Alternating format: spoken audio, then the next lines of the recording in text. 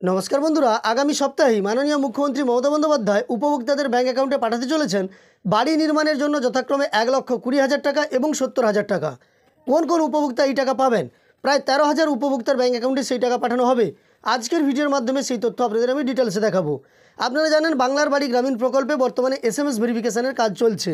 বেশ কিছু জেলায় SMS ভেরিফিকেশনের কাজ প্রায় সম্পূর্ণ হওয়ার পথে। আবার কিছু কিছু জেলায় কিছু কিছু উপভোক্তা এখনও পর্যন্ত কোনো SMS পাননি। এই SMS ভেরিফিকেশন প্রক্রিয়া সমাপ্ত হলেই পূর্ব ঘোষণা অনুযায়ী আগামী ডিসেম্বর মাসে ১৬ লক্ষ PWL উপভোক্তার ব্যাঙ্ক অ্যাকাউন্টে প্রথম কিস্তির ৬০,০০০ টাকা পাঠাতে চলেছেন। তবে আজকের ভিডিওর বিষয়বস্তু মুখ্যমন্ত্রী ১,২০,০০০ টাকা এবং ৭০,০০০ টাকা কোন কোন উপভোক্তাদের ব্যাঙ্ক অ্যাকাউন্টে পাঠিয়ে দেবেন সেই সংক্রান্ত তথ্য দেখা। এরই সঙ্গে আরও একটা কথা জানিয়ে রাখি, এই যে মাননীয় মুখ্যমন্ত্রী যথাক্রমে ১,২০,০০০ এবং ৭০,০০০ টাকা বাড়ি নির্মাণের জন্য আগামী সপ্তাহে উপভোক্তাদের ব্যাঙ্ক অ্যাকাউন্টে পাঠাবেন, সেই টাকা ২১টি জেলায় মোট প্রায় ১৩,০০০ উপভোক্তা পেতে চলেছেন। কোন কোন জেলায় কত উপভোক্তা পাবেন তাও এই ভিডিওতে জানিয়ে দেবো। আর ভিডিওটি শুরুর পূর্বে আপনাদের কাছে ছোট্ট অনুরোধ করব, চ্যানেলে নতুন হয়ে থাকলে অবশ্যই চ্যানেলটিকে সাবস্ক্রাইব করে পাশে থাকা নোটিফিকেশন বেল আইকনটা অল করে রাখুন পরবর্তী ভিডিওর নোটিফিকেশন পেয়ে যাওয়ার জন্য। তো দেখুন, এই নিয়ে একটি প্রতিবেদন প্রকাশিত হয়েছে, যেখানে জানানো হয়েছে আগামী সপ্তাহে রাজ্যের ২১ জেলায় প্রাকৃতিক দুর্যোগে ক্ষতিগ্রস্ত বাড়ি পুনর্নির্মাণের টাকা দিবে রাজ্য।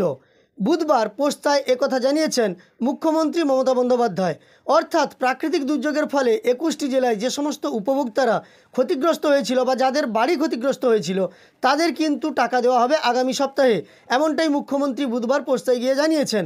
এখনও পর্যন্ত ১২,৯১৬টি ক্ষতিগ্রস্ত বাড়ির তালিকা তৈরি হয়েছে। প্রায় ১৩,০০০ বাড়ির কথা এই কারণে আপনাদের আমি জানিয়েছিলাম, যার পুনর্নির্মাণের জন্য ১৩৮.৭৭ কোটি টাকা এখনও পর্যন্ত ধার্য করা হয়েছে। আগেই প্রাকৃতিক বিপর্যয়ে সম্পূর্ণ ক্ষতিগ্রস্ত বাড়ির জন্য ১,২০,০০০ টাকা করে দেওয়ার সিদ্ধান্ত নিয়েছিল রাজ্য সরকার। এবার ব্যাপকভাবে ক্ষতিগ্রস্ত বাড়ির ক্ষতিপূরণ হিসেবে ৭০,০০০ টাকা করে দেওয়ার সিদ্ধান্ত নেওয়া হলো। যাদের বাড়ি প্রচুর পরিমাণে ক্ষতিগ্রস্ত হয়েছে তাদের কিন্তু এবার ৭০,০০০ টাকা করে দেওয়া হবে। সেই নিরিখে উত্তর ও দক্ষিণবঙ্গ মিলিয়ে ৯,৬৭৭টি বাড়ি সম্পূর্ণ ক্ষতিগ্রস্ত হয়েছে বলে তালিকাবদ্ধ করেছে নবান্ন। আপনারা জানেন, সাম্প্রতিক সময়ে মাননীয় মুখ্যমন্ত্রী বহুবার গিয়েছেন উত্তরবঙ্গ সফরে এবং সেখানে বন্যা পরিস্থিতি খতিয়ে দেখেছেন।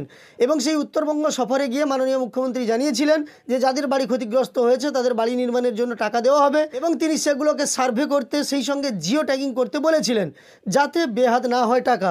এই উত্তরবঙ্গে ৯,৬৭৭টি বাড়ি সম্পূর্ণ ক্ষতিগ্রস্ত হয়েছে আর ব্যাপকভাবে ক্ষতিগ্রস্ত হয়েছে ৩,২৩৯টি বাড়ি।